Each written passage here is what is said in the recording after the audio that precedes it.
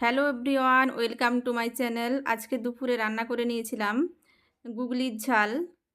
তো তার জন্য নিয়ে নিয়েছিলাম অনেকগুলো গুগলি, আমরা গেঁড়িও বলে থাকি।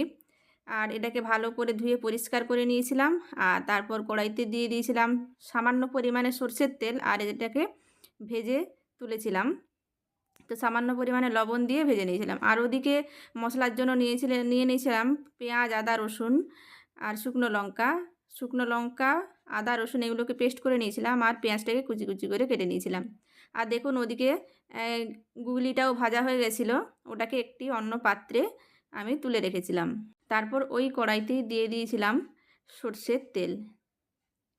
আর তেল গরম হয়ে আসতে দিয়ে দিয়েছিলাম ফোড়ন হিসাবে গোটা গরম মশলাটা ভাজা হয়ে আসতে দিয়ে দিয়েছিলাম পেঁয়াজের কুচিগুলোকে আমি হালকা ব্রাউন করে ভেজে নিয়েছিলাম। আর তারপর দিয়ে দিয়েছিলাম পেস্ট করে রাখা মশলাগুলো, আদা, রসুন আর শুকনো লঙ্কার পেস্ট।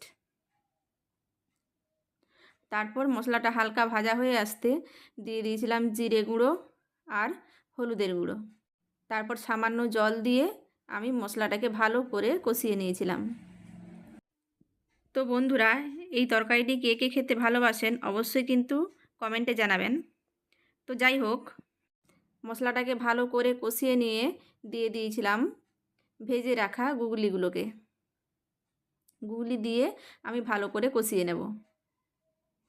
তো দেখুন ভালো করে কষা হয়ে গেছিলো। আর তারপরে দিয়ে দিয়েছিলাম পরিমাণ মতো জল, আর লবণ টেস্ট করে ঢাকা দিয়ে দিয়েছিলাম রান্না হওয়ার জন্য। গরম গরম ভাতের সঙ্গে গুগলির ঝাল খেতে আমার তো দারুণ লাগে।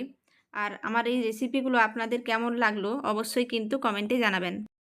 তো দেখুন রান্নাটা একদম কমপ্লিট হয়ে গেছে। এবার একটা অন্য পাত্রে নামিয়ে নেওয়ার পালা। তো বন্ধুরা, ভিডিওটি ভালো লেগে থাকলে অবশ্যই লাইক, কমেন্ট, শেয়ার করবেন। সবাই সুস্থ থাকবেন, ভালো থাকবেন।